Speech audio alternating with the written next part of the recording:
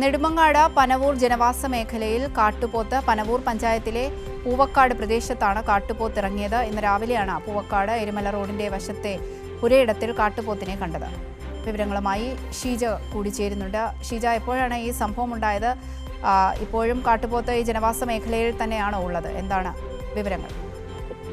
അവന്തിക, ഇന്ന് രാവിലെയാണ് പൂവക്കാട് ഏരുമല റോഡിന്റെ വശത്തുള്ള പുരയിടത്തിൽ കാട്ടുപോത്തിനെ കണ്ടത്. റോഡിലൂടെ രാവിലെ സഞ്ചരിച്ചവരാണ് ഈ കാട്ടുപോത്തിനെ കണ്ടത്. ഉടൻ തന്നെ വനംവകുപ്പിനെ അറിയിക്കുകയും ചെയ്തിരുന്നു. കാരണം ഈ പുരയിടത്തിലെ സംരക്ഷണ വേലിയടക്കം ചാടിക്കടന്ന് ഈ വസ്തുവിലേക്ക് കാട്ടുപോത്ത് ചാടി കയറിയിട്ടുണ്ടായിരുന്നു. ആ രീതിയിലുള്ള നാശനഷ്ടങ്ങളൊക്കെ സംഭവിച്ചിട്ടുണ്ട്. ജനവാസ മേഖലയാണ് ഇത് എന്ന് തിരിച്ചറിഞ്ഞതിന്റെ അടിസ്ഥാനത്തിൽ ഏതായാലും ജനങ്ങളെ കണ്ടതിനെ തുടർന്ന് കാട്ടുപോത്ത് അതിനുള്ളിലേക്ക് കാടിന്റെ ഭാഗത്തുള്ള പ്രദേശത്തേക്ക് ഓടിക്കയറി എന്നുള്ളതാണ് ഇപ്പോൾ ഇവിടുത്തെ ജനങ്ങൾ പറയുന്നത്. ഏതായാലും പുലർച്ചെ ടാപ്പിംഗ് ജോലിക്ക് പോകുന്നവരും ഈ പ്രദേശത്ത് ധാരാളമായി ഉണ്ട്. അതുകൊണ്ട് ഈ മേഖലയിൽ ഒരു ഭീതി നിലനിൽക്കുന്നുണ്ട്. ഇതിന് ഒരു 1.5 മാസം മുൻപും ഇതേ പ്രദേശത്ത് തന്നെ കാട്ടുപോത്തുകളുടെ ഒരു കൂട്ടം ഇറങ്ങിയിട്ടുണ്ടായിരുന്നു. തുടർന്ന് വനംവകുപ്പ് ഉദ്യോഗസ്ഥർ എത്തിയാണ് അതിനെ തിരികെ കാട്ടിലേക്ക്